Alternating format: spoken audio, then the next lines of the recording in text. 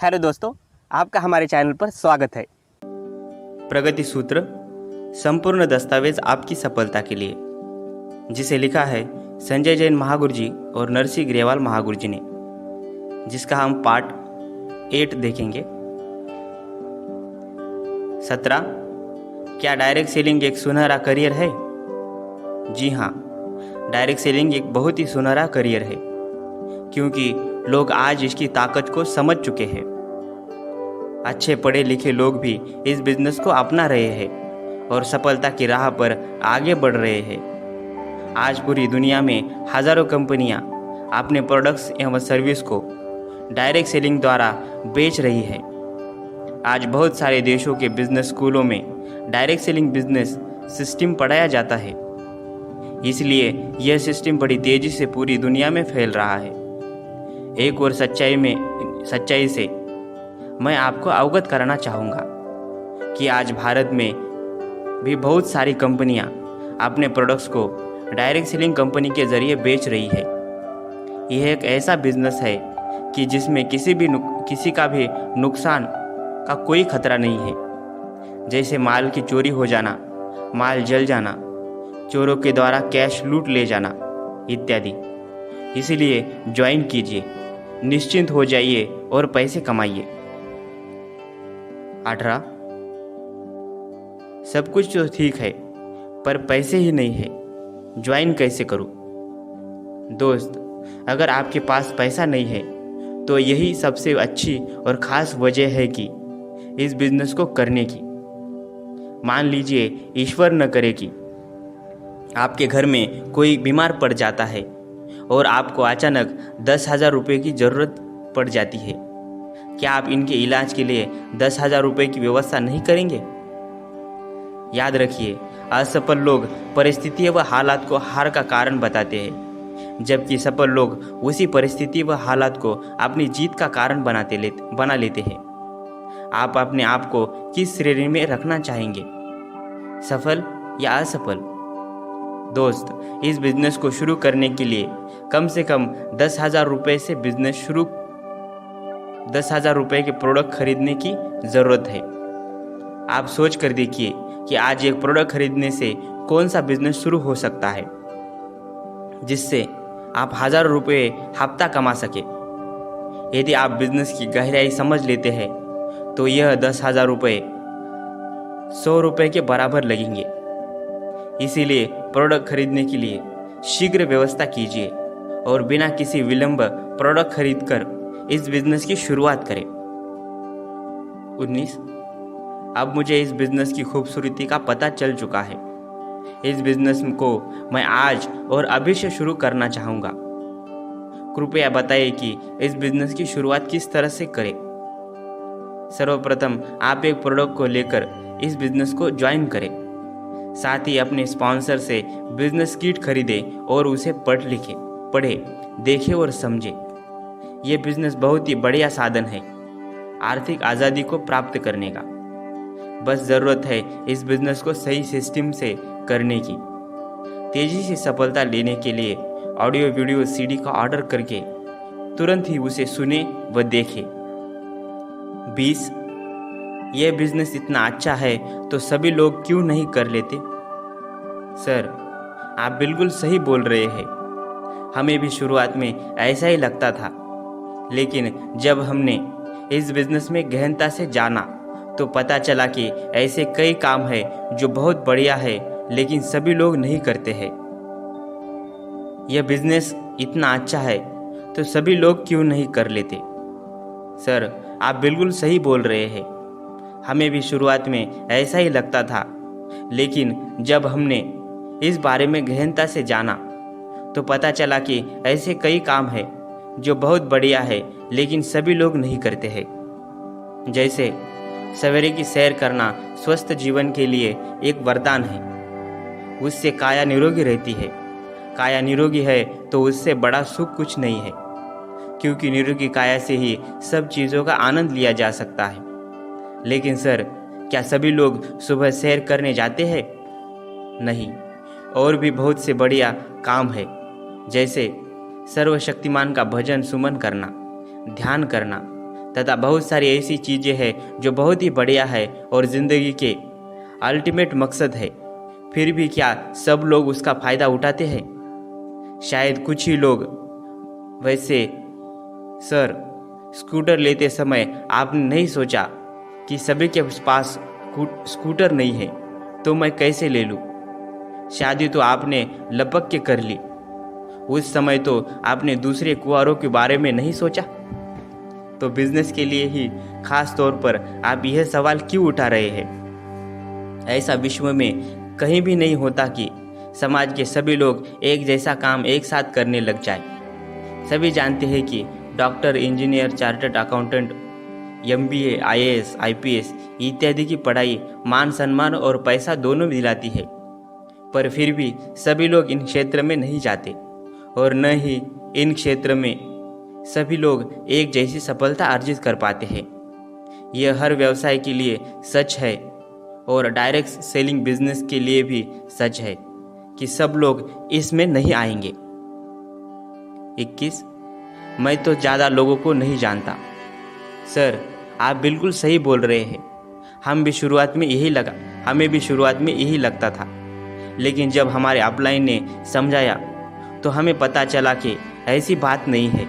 हम ज़्यादा लोगों को जानेंगे तभी हम इस बिज़नेस को कर पाएंगे। सर, मान लीजिए कि एक व्यक्ति का नाम लिखने के लिए आपको 100 रुपये दिए जाए, तब आप कितने लोगों के नाम लिख सकेंगे? ज़्यादा लोगों को जानना इस बिज़नेस के लिए बहुत अच्छा है, मगर इस बिज़नेस की विशेषता यह है कि इसमें अगर आप ज़्यादा लोगों को भी नहीं जानते तब भी आप एक बड़ी सफलता हासिल कर सकते हैं।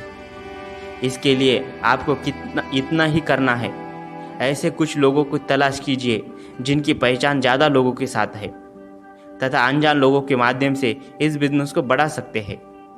बहुत से सफल लीडर्स भी अपनी अपलाइन के लिए अनजान ही थे। 22. मैं न तो सेल्समैन हूँ और न मैं वैसा काम कर सकता हूँ। मैं आपकी बात को समझ सकता हूँ। शुरुआत में मुझे भी ऐसा ही लगता था, लेकिन बाद में पाया कि सौभाग्य से मेरी अपलाइन टीम और सिस्टम इसके लिए मदद हेतु आगे आई। मुझे तो सेल्समैन की तरह काम करने की कभी ज़रूरत ही नहीं पड़ी। हम विशेष तौर पर किसी सेल्समैन की तलाश नहीं करते। सभी तरह के लोग और व्यवसायी इस बिज़नेस में सफलता हासिल कर चुके हैं। वैसे यह कोई घर घर जाकर प्रोडक्ट बेचने का कार्य नहीं है, यह तो लोगों को अवसर देने का सिस्टम है। प्रोडक्ट तो कंपनी खुद सीधा घर पहुंचा देती है। 23. मैं अपने परिवार का समय इसमें नहीं लगा सकता। आपने बहुत अच्छी बात कही। देखिए, यह एक पारिवारिक बिजनेस है। इस बिजनेस को हम अपने परिवार के साथ मिलकर ही कर सकते हैं, इसलिए हमारे परिवार में आत्मीयता और बढ़ जाती है। अपने बच्चों के भविष्य की चिंता और परिवार के साथ अधिक समय बिताने की चाहत ही इस बिजनेस को करने की सबसे बड़ी वजह बन सकती है। 24. मेरे पास पैसे नहीं हैं। सर, आप बिल्कुल सही बोल रहे हैं। हम आपकी बात समझ सकते हैं, क्योंकि जब यह प्लान हमने देखा था तो हमारी भी यही हालत थी। लेकिन हमारे स्पॉन्सर ने बताया कि आपके पास पैसे नहीं है तो आपके लिए इस बिज़नेस को करना और भी ज़रूरी है, क्योंकि अगर आप केवल वही करते रहे जो पहले से कर रहे थे तो ये निश्चित है कि आपकी आर्थिक हालत ज़्यादा सुधरने वाली नहीं है। इसलिए आपको कुछ और भी करने की ज़रूरत है। और अगर आप इस बिज़नेस को करना चाहते हैं तो यह कोई बात नहीं हुई कि आप सिर्फ एक प्रोडक्ट खरीदने के लिए भी पैसे नहीं है। मान लीजिए, भगवान ना करे कि कोई इमरजेंसी पड़ जाती है, लेकिन आपके पास पैसे नहीं हैं, तो आप क्या करते हैं? कहीं न कहीं से प्रबंध करते हैं, क्योंकि ज़िंदगी है। लेकिन सर, अगर हम जान बचाने के लिए पैसों का प्रबंध कर सकते हैं तो क्या ज़िंदगी बनाने के लिए प्रबंध नहीं करना चाहेंगे? लेकिन अब सवाल यह है कि हमें अब इस अपॉर्चुनिटी के लिए इंतज़ाम करना ही चाहिए या नहीं। हमें बताया गया था कि हमारे पास 2 तरीके हैं, या तो हम पैसों के बंदोबस्त के लिए हाँ करेंगे या ना करेंगे, और हाँ करेंगे तो क्या क्या हो सकता है तथा ना करेंगे तो क्या संभावनाएं बन सकती है। आप स्क्रीन पर देखिए, क्या चुनना चाहिए हम? Yes, education for children, yes, car, new house, foreign trip, jewellery for wife,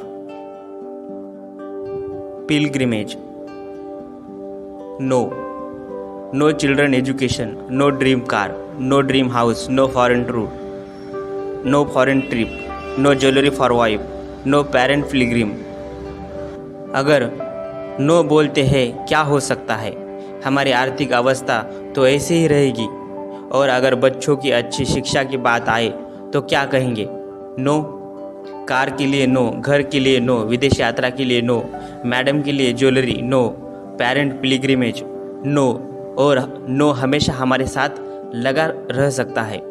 लेकिन दूसरी अवस्था में अगर यस कहते हैं तो सिस्टम के मुताबिक काम करते हैं, तो हम ऊपर लिखी सब चीज़ों के लिए यस बोल सकते हैं। सर, आप क्या चुनना चाहेंगे? जिंदगी भर हाँ हाँ करना चाहेंगे या ना ना? यदि हाँ तो बधाई हो, हम शुरुआत करते हैं। 25, यह तो संतृप्त सभी लोग प्रोडक्ट खरीदने पर यह तो संतृप्त होने जा रहा है, बाद वालों का क्या होगा? आप बिल्कुल सही बोल रहे हैं। मुझे भी लगता था कि अगर सब इस बिजनेस को करेंगे तो क्या होगा, लेकिन जब मैंने गहराई से इसे समझा तो पता चला कि ऐसी कोई चिंता वाली बात नहीं है, क्योंकि हर दिन जितने लोग इस बिजनेस को शुरू करते हैं उससे कई गुना ज़्यादा लोग 18 वर्ष की आयु में प्रवेश भी करते हैं। इस हिसाब से चाहे कितनी भी तेज़ी से हमारा बिजनेस नेटवर्क बनाता रहे तो बढ़ती आबादी की रफ्तार को पार नहीं कर सकता। इसलिए बिजनेस के संतृप्त होने की कोई संभावना ही नहीं है। वैसे आप ये भी सोच सकते हैं, टीवी आज हर घर में है, फिर भी टीवी का बाजार संतृप्त नहीं हुआ, क्योंकि हर पल नई पीढ़ी जवान हो रही है, नए घर बस रहे हैं। यदि हर रोज बच्चे पैदा हो रहे हैं तो ये बिजनेस भी तब तक संतृप्त नहीं हो जाता जब तक जनसंख्या हर रोज बढ़ती रहेगी। सर, क्या लगता है, जनसंख्या बढ़ती रहेगी या बंद होने वाली है? बढ़ेगी। अगर बढ़ेगी तो बधाई हो, यह बिजनेस भी ऐसे ही चलता रहेगा। 26, ये मेरे लिए नहीं है। मैं आपकी बात समझ नहीं पाया। आखिर कौन सी बात आपके लिए नहीं है? धन कमाना या औरों की मदद करना? 27, मेरा सब कुछ ठीक चल रहा है, मुझे इस बिजनेस को करने की क्या ज़रूरत है? सर, जब भी कोई मुश्किल आती है तो पहले से ही पता नहीं होता, इसीलिए ऐसे काम हमें तभी करने चाहिए जब सब ठीक चल रहा होता है, क्योंकि अगर व्यक्ति मुश्किल में है तो वैसे ही यह काम करने में उसको ज़्यादा परेशानी आ सकती है। जिस प्रकार प्यास लगने पर कुआं नहीं खोदा जा सकता, कुआं तो पहले ही खोद कर रखना चाहिए। आपके थोड़े प्रयास से पीढ़ियों तक आमदनी आ सकती है और आप अपने परिवार के लिए अमर हो सकते हैं। 28, मैं जानता हूँ यह बहुत अच्छा है, पर मैं किसी को राजी नहीं कर सकता।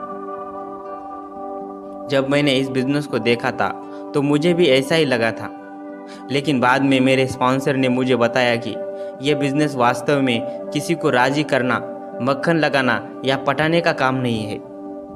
यह बिजनेस तो जानकारी देने का बिजनेस है, रिकमेंड करने का बिजनेस है, और रिकमेंडेशन तो हम जाने अनजाने में करते ही रहते हैं कि यह डॉक्टर अच्छा है, यह पिक्चर बहुत अच्छी लगी, यह स्कूल बहुत अच्छा है। यह सब तो आप अनजाने में कर ही रहे हैं। फिर इसमें कौन सा अलग काम कहे? इसमें भी आप बेहतरीन और ज़िंदगी बदलने वाले ब्रांडेड प्रोडक्ट है, और यह ज़िंदगी बदलने वाला बिजनेस है, यही तो बताना है। दूसरी बात यह है कि इसके लिए ऐसा नहीं है कि हमने कोई व्यक्ति विशेष को खुश करना है। बस यह अच्छा बिजनेस है, ये जानकारी कुछ लोगों से बांटनी भर है। जो लोग इच्छुक होंगे वे अपने आप सहमत हो जाएंगे। वैसे भी ये दूसरों की ज़िंदगी बदलकर अपनी ज़िंदगी बदलने का अवसर है, ना कि दूसरों को राजी करने का। कहा भी गया है, झुकती है दुनिया, झुकाने वाला चाहिए। लेकिन हम यहाँ कहते हैं, उठती है दुनिया, उठाने वाला चाहिए। जैसे मुझे मेरे स्पॉन्सर ने यह जानकारी प्रदान करके मेरी और मेरे परिवार की ज़िंदगी बदल दी है, ऐसे आप भी कुछ लोगों का भला कर सकते हैं। और सबसे बड़ी बात है, बड़े बड़े सुपरस्टार, खिलाड़ी तथा प्रसिद्ध हस्तियाँ आजकल रिकमेंडेशन का कार्य कर रहे हैं, तो हमें करने में कैसा संकोच। 29, क्या इस बिजनेस में कैसेट खरीदना, मीटिंग में जाना और सेमिनार अटेंड करना ज़रूरी है? आपका सवाल बहुत बढ़िया है। आपको मालूम होगा कि डायरेक्ट सेलिंग व्यवसाय में आप एक IBO, इंडिपेंडेंट बिजनेस ऑनर की हैसियत से कार्य करते हैं। इसलिए कोई भी चीज़ आप पर थोपी नहीं जा सकती है। ये सब वैकल्पिक होता है। लेकिन इस बिजनेस का पोटेंशियल समझने के लिए या किसी को समझाने के लिए कैसेट या मीटिंग या सेमिनार बहुत उपयोगी सिद्ध होते हैं। बहुत से लोगों ने इस बिजनेस को करने का या उसमें सफलता पाने का निर्णय किसी न किसी सेमिनार में लिया है। दूसरी बात यह है कि कई बार प्रयास करने के बाद भी लोगों को इस बिजनेस में रिकमेंड करने में दिक्कत आने लगती है और आदमी निराश होने लगता है। ऐसी स्थिति में भी मीटिंग या सेमिनार आपको आपकी डिस्चार्ज बैटरी में फिर से जान डाल देते हैं। जैसे कुआं खोदते समय पत्थर मिलना लाजमी है, उसी तरह इस बिजनेस में 2-4 पत्थर दिमाग लोगों का मिल जाना ज़रूरी है। मीटिंग, कैसेट या सेमिनार से इस परीक्षा को पास करने में मदद मिलती है। कैसेट खरीदकर सुनने में, मीटिंग में या सेमिनार में जाने से पैसे बर्बाद नहीं होते, लेकिन इन्वेस्ट होते हैं, जिसका रिटर्न कई गुना ज़्यादा मिलता है। 30, कंपनी भाग गई तो? आप सही सोच रहे हैं। बहुत सारी कंपनियां आ जा रही है। मैं इस परिस्थिति में आपकी बात समझ सकता हूँ और पहले मुझे ऐसा ही लगता था, लेकिन जब मुझे पता चला कि इस दुनिया में सारी चीज़ें एक जैसी नहीं होती। एक पानी के ग्लास का शीशा होता है और एक बुलेट प्रूफ शीशा होता है। पानी के ग्लास वाला शीशा तुरंत टूट जाता है, लेकिन बुलेट प्रूफ शीशा बंदूक की गोली से भी नहीं टूटता। इससे यह सिद्ध होता है कि इस दुनिया में दोनों तरह की कंपनियां होती है। अगर भागने वाली है तो टिकने वाली भी है। जैसे डायरेक्ट सेलिंग कंपनी टिकी हुई है। सर जी, फिर भी मैं आपसे पूछना चाहूँगा कि अगर कोई डायरेक्ट सेलिंग कंपनी भागती है तो क्यों भागती है? फिर भी आप नहीं बता पा रहे हैं तो मैं आपकी मदद करता हूँ। जो गैर कानूनी हो, जो घाटे में आ रही हो, जिसका मैनेजमेंट फेल हो, या वे कंपनी भी भाग सकती है जो लोगों का बहुत सारा पैसा इकट्ठा कर रही है। देखिए, ये डायरेक्ट सेलिंग कंपनी कानूनी तौर पर सही है, तभी पिछले 20 सालों से चल रही है। ये घाटे में नहीं है, ये घाटे में रह नहीं सकती, क्योंकि ये कोई उधारी का व्यापार नहीं करती है। ये पहले पैसे लेती है और बाद में प्रोडक्ट्स या पैकेज भेजती है। इसीलिए इसका घाटे में रहना कोई चांस ही नहीं है। पूरा इंटरनेट के माध्यम से व्यापार है, इसीलिए मैनेजमेंट फेल होने का सवाल ही नहीं उठता है। अब रही बात पैसा इकट्ठा करने की, यह कंपनी साप्ताहिक पे आउट देती है। इस प्रकार पैसा इकट्ठा होने का भी कोई संयोग नहीं है। वैसे सर, आज की तारीख में डायरेक्ट सेलिंग कंपनी दिन दुगनी रात चौगुनी उन्नति कर रही है, तथा वह भी कानूनी व नैतिकता के दायरे में रहकर। अगर आप इस कंपनी के डायरेक्टर होते और आपको करोड़ों रुपए सालाना आमदनी होती, तो आप इस कंपनी को चलाना चाहेंगे या बंद करना चाहेंगे? चलाना चाहूँगा। बहुत बढ़िया। तो सर आप बिल्कुल निश्चिंत रहिए, ये भी समझदार है, ये इस फायदे को लगातार लेते रहेंगे सर, आप समझ सकते हैं। 31 फिर भी मैं जानना चाहूँगा कि आखिर भागने वाली बहुत कंपनियां हैं जो भागती है वह कैसे होती है, उनकी क्या पहचान है? आपका सवाल बहुत बढ़िया है। पहले तो मैं भी यही सोचता कि सब कंपनी एक जैसी होती है, लेकिन इस सिस्टम में आकर पता चला कि मोटे तौर पर कोई भी 5 प्रकार की कंपनी होती है जो इस प्रकार है। पहली, वित्तीय कंपनी, जो कुछ ही समय में पैसे को डबल करने का वायदा करती है, जैसे 3 साल या 4 साल में इत्यादि। सोचने वाली बात है कि इतने बड़े देश की सरकार का SBI बैंक 4 साल में डबल नहीं कर पाती, रिलायंस जैसी बड़ी कंपनी नहीं कर पाती है, तो एक आम कंपनी 3, 4 या 5 साल में डबल कैसे कर पाएंगी? शायद नहीं कर पाएंगी, लेकिन लेकर ज़रूर भाग जाएगी। इसकी पहचान ये होती है कि बैंक और पोस्ट ऑफिस की तुलना में जल्दी डबल करने का वायदा करती है और जिसे पूरा करने का सवाल ही नहीं उठता है। इनसे बचकर रहने में ही भलाई है। दूसरी, मनी सर्कुलेशन स्कीम या चीट फंड या मनी पिरामिड स्कीम। इस प्रकार की कंपनियों पर लगातार सरकार की तरफ से प्रतिबंध होता ही है, जो 1978 के मुताबिक लागू है, लेकिन फिर भी लोग चोरी छिपे ऐसी स्कीम चलाते हैं तथा जब भी पकड़े जाते हैं उनकी स्कीम बंद हो जाती है। ये इस प्रकार लालच देती है कि आप 2000 देकर मेंबर बन जाओ, इसके बाद आप भी 2000 वाले 4 मेंबर बना दो, आपको 1600 रुपये का चेक मिलेगा। इसकी खास पहचान यह है कि इसमें केवल पैसा घूमता है या कोई भी प्रोडक्ट नहीं होता। ऐसी कंपनियों से बचने में ही भलाई है, क्योंकि 1978 की एक्ट के अनुसार इन पर प्रतिबंध होने की वजह है इनका भागना निश्चित होता है। 3, कमर्शियल सामान बनाने वाली कंपनियां।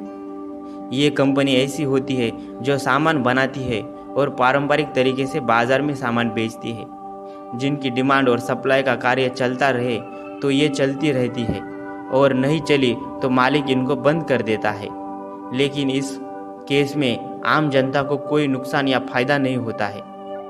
4, डायरेक्ट सेलिंग कंपनी। ये कंपनी कुछ प्रोडक्ट बेचती है, वह भी नेटवर्क के माध्यम से। ये नेटवर्क के माध्यम से जो टीम बनती है उस पर रेफरल कमीशन बांटती है। ये कानूनी तौर पर भी सही होता है। यहाँ पर सीधी सी बात है, काम का पैसा मिलता है, बिक्री पर पैसा मिलता है, जो संभव भी है। लेकिन कुछ network company non working plan लेकर आती है, जो कि संभव नहीं है कि बिना काम का पैसा कहाँ मिलता है। काम करके पैसा मिलने वाली कंपनी में कहीं भी कोई भी दिक्कत नहीं होती, लेकिन इनके साथ कुछ उल्टा ही हो जाता है। पहले और दूसरे नंबर की कंपनियों के मामले में वे लोगों को छोड़कर भागती थी, लेकिन डायरेक्ट सेलिंग कंपनी मामला कुछ उल्टा ही होता है कि लोग काम करना बंद कर देते हैं या कंपनी को छोड़कर चले जाते हैं और कंपनी बंद हो जाती है। लेकिन अगर डायरेक्ट सेलिंग में मजबूत सिस्टम है तो सेल्स आती रहेगी और कंपनी हमेशा चलती रहती है। वैसे भी डायरेक्ट सेलिंग कंपनी का भागने का सवाल ही नहीं उठता है, क्योंकि पैसे के बदले सामान मिल ही जाता है। इसके अलावा भागने का सवाल ही नहीं उठता है। उदाहरण के तौर पर आपने बाजार से एक पेन खरीदा और कुछ दिन बाद वह दुकान बंद हो जाती है, तो क्या हम यह कहते हैं कि फला दुकानदार हमारे पैसे लेकर भाग गया? वैसे ये कंपनी आज की तारीख में डायरेक्ट सेलिंग के इतिहास का ब्रांड बन चुकी है। 32, ये बिजनेस नहीं चलता। हम कईयों को जानते हैं जो इसको छोड़ चुके हैं। सर, आप बिल्कुल सही बोल रहे हैं, मैं आपकी बात समझ सकता हूँ। पहले मैं भी यही सोचता था, लेकिन जब मुझे वास्तविकता का पता चला तो पाया कि ऐसा नहीं है। ये आंकड़ों से जाहिर होता है कि लगभग 50% लोग इस बिजनेस को 3 महीनों के भीतर छोड़ देते हैं और इनमें से अधिकांश बिना किसी से बात किए ही छोड़ देते हैं। आप ऐसे कईयों को जानते हैं जो पीएमटी टेस्ट में फेल हो गए। तो क्या पीएमटी बंद कर दिए जाए या फिर मेडिकल कॉलेज में ताला डाल दिया जाए? डॉक्टर बनने के लिए आप किससे संपर्क में आएंगे, जो पीएमटी पास हो गया या उसके जो पीएमटी फेल हो गया? क्या आप ऐसे लोगों को नहीं जानना चाहेंगे जिन्होंने इस बिजनेस में सफलता पाई है? आप अपने बच्चों को किसके साथ देखना पसंद करेंगे, जो पढ़ने में होशियार है या जो फेल होता रहता है? आपके बगैर ये बिजनेस लगभग सभी राज्यों में चल रहा है और ये वर्षों तक चलता रहेगा।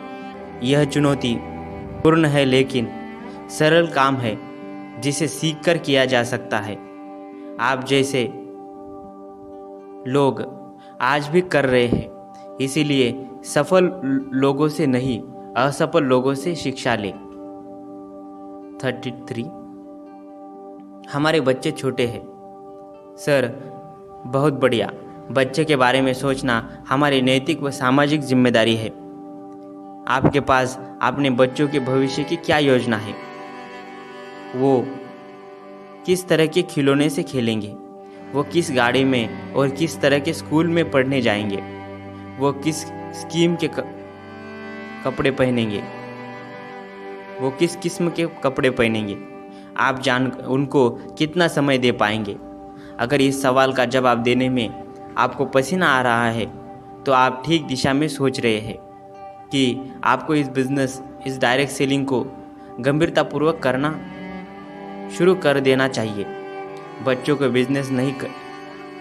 बिजनेस नहीं करने का बहाना बनाने की बजाय आप बच्चों को इस बिजनेस को करने का कारण बना सकते हैं और उनके सुखद भविष्य की नींव रख सकते हैं। आखिर माँ बाप बच्चे के लिए क्या नहीं कर सकते, और आप ये साधारण से बिजनेस से डर रहे हैं जो उस बच्चों को हमेशा के लिए आराम देने वाला है।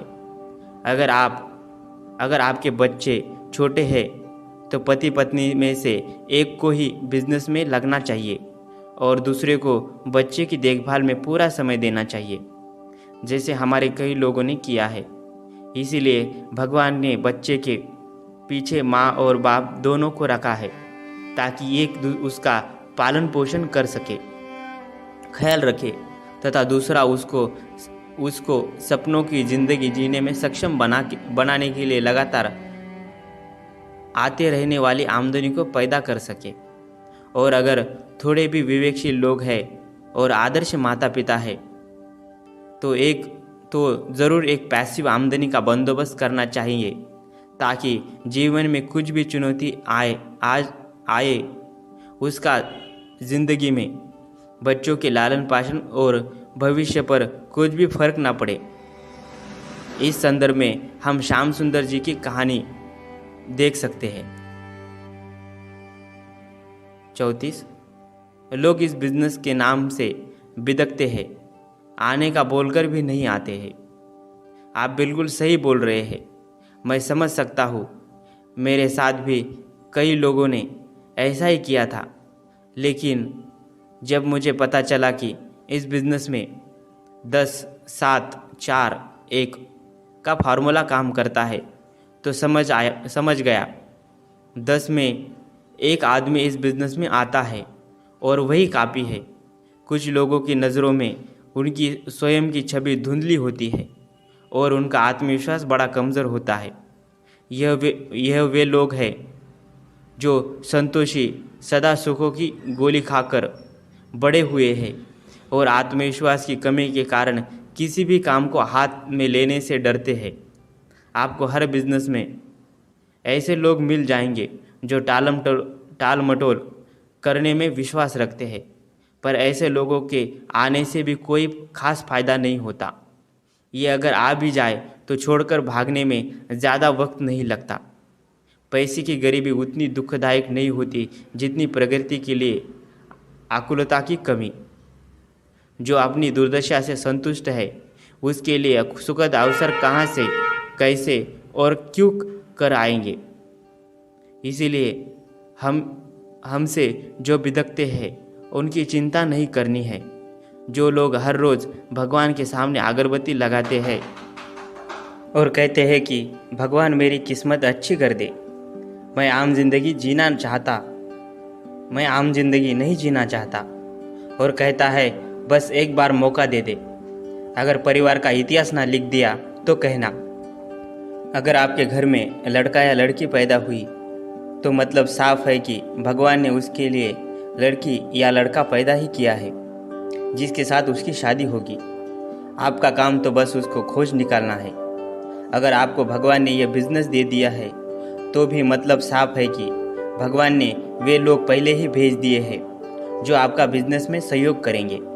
आपकी जिम्मेदारी तो सिर्फ इतनी है कि आप बस उन लोगों को खोज निकालें।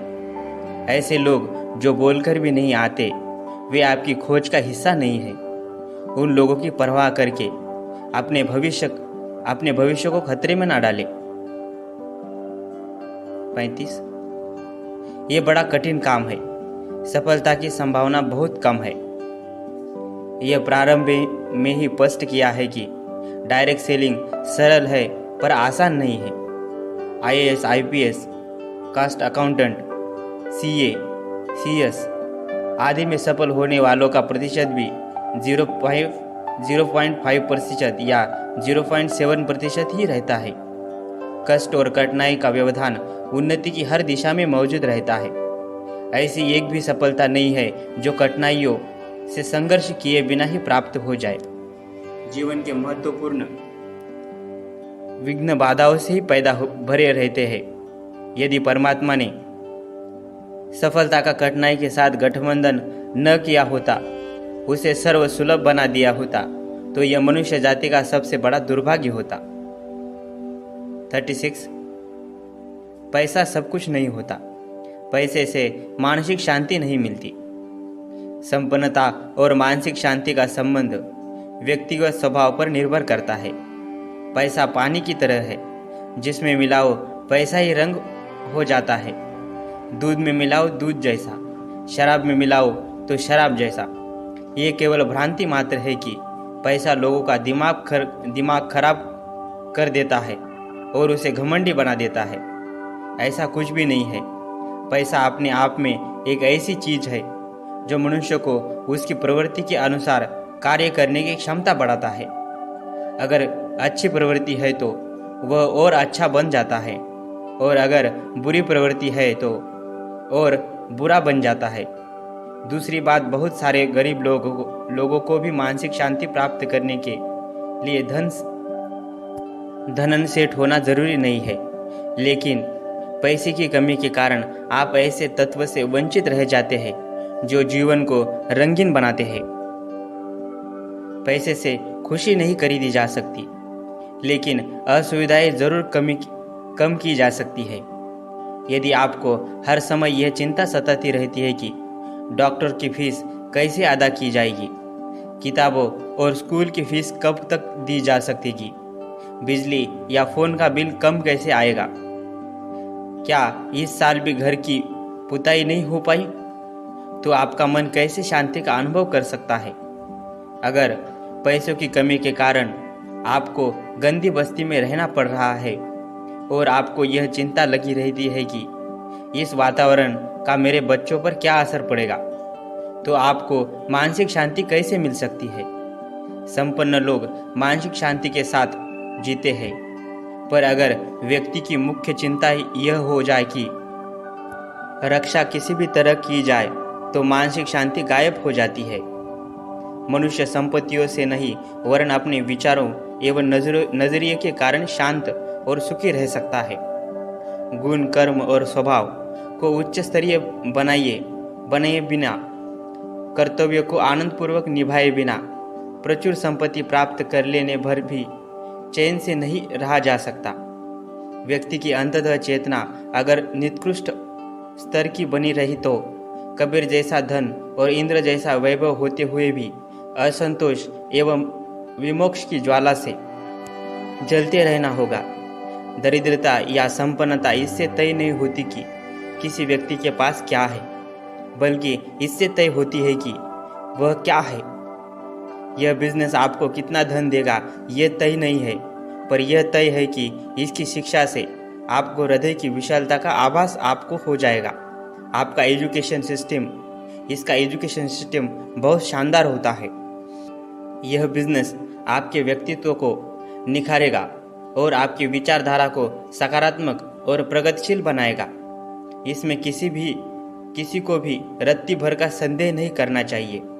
बिल्कुल निरस एवं उपेक्षित हो जाती जो वस्तु जितनी कठिनाई से और जितना खर्च करके मिलती है वो उतनी ही आनंददायक होती है। प्रतिभा किसी पर आसमान से नहीं उतरती, वह अंदर से ही जगती है। उसे जगाने के लिए केवल मनुष्य होना ही पर्याप्त है। वह अन्य कोई प्रतिबंधी नहीं मानती। वह सर्वगुणों को छोड़कर रैदास और कबीर का वर्ण करती है, तो कभी सिद्धार्थ और महावीर जैसे राजकुमारों पर भी विराजती होती है। बलवानों सुंदरों को छोड़कर गांधी जैसे कमजोर शरीर और चाणक्य जैसे कुरूपों को वह प्राप्त होती है। उसके अनुशासन में जो आ जाता है वह बिना किसी भेदभाव के कारण वर्ण कर लेती है। और अब यह कठिन काम है, इसलिए तो इसे करना है, वरना आप अपने बच्चों को ICWA मेडिकल या इंजीनियरिंग कॉलेज में जाने के नाम से डरा क्यों नहीं देते। किसी ने क्या खूब कहा है, अगर आसमान को जिद है बिजलियां यहाँ गिराने की, तो हमें भी जिद है आशियाँ यहाँ बनाने की। 37 इसमें आना था तो पहले आना था, जो पहले आ गए वो अच्छा कमा गए। अब इसमें कुछ नहीं रखा है, इसमें तो अब सैचुरेशन है। यह सारा बिजनेस प्रोडक्ट पर आधारित है, जिनकी संख्या कम समय के साथ बढ़ती है। अंततः इसमें आने का सबसे सही समय अभी है। पहले आना था कहकर आप यह तो मान रहे हैं कि आप पहले ना आकर गलती कर चुके हैं। अब आप दूसरी गलती यह कर रहे हैं कि इसमें आने में देर कर रहे हैं। अगर आप अपनी जानकारी थोड़ा बढ़ाइए तो आपको यह पता चल जाएगा कि नेटवर्क मार्केटिंग में ऐसा कई बार हुआ है कि नए एसोसिएट ने पुराने सिस्टम को पीछे छोड़ दिया है। ऐसे भी कई एसोसिएट हैं जो बाद में आए, पर जिनकी आमदनी अपनी अपलाइन से बहुत ज़्यादा है। इस बिजनेस में आपकी आमदनी आपके आने के समय से तय नहीं होती, बल्कि तय होती है आपकी लगनशीलता से तथा आपकी प्रतिबद्धता से तय होती है। यह कोई पिरामिड स्कीम या चेन सिस्टम नहीं है। अंततः यह सोचना बिल्कुल गलत है। आप अपनी अपलाइन से ज़्यादा नहीं कमा सकते। ये सैचुरेशन की बात करते हैं। आज आपको हर हाथ में घड़ी दिखाई पड़ती है, तो क्या घड़ी से सैचुरेशन हो गया? हर घर में टीवी, फ्रिज, पंखे, साइकिल, मोटरसाइकिल दिखाई पड़ती है, तो क्या इनसे सैचुरेशन हो गया? ऐसा नहीं है, क्योंकि उपभोक्ता शाश्वत है। अंततः सैचुरेशन जैसी कोई बात नहीं है। इस चैनल पर मैं ऐसे ही दुनिया भर की बेहतरीन ऑडियो बुक्स और बुक समरी लाने की कोशिश करूंगा। अगर आपको ये वीडियो अच्छा लगा हो तो इसे लाइक ज़रूर करिए, अपने दोस्तों के साथ शेयर करिए। अगर चैनल पर पहली बार आए हैं तो सब्सक्राइब किए बगैर मत जाइए। मैं आपकी सफलता की कामना करता हूँ। आपका दिन शुभ हो।